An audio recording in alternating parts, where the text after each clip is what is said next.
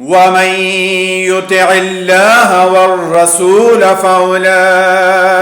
مع الذين أنعم الله عليهم من النبيين والصديقين والشهداء والصالحين وحسن أولئك رفيقا ذلك الفضل من الله وكفى بالله عليما يا أيها الذين آمنوا خذوا حذركم فانفروا ثبات أو انفروا جميعا وإن منكم لمن ليبطئن فإن أصابتكم مصيبة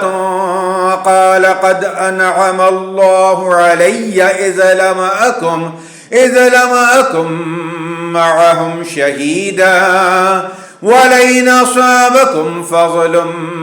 من الله ليقولن كأن لم تكن بينكم وبينه مودة يا ليتني كنت معهم فأفوز فوزا عظيما فليقاتل في سبيل الله الذين يشرون الحياة الدنيا بالآخرة ومن يقاتل في سبيل الله فيقتل أو يغلب فسوف نؤتيه أجرا عظيما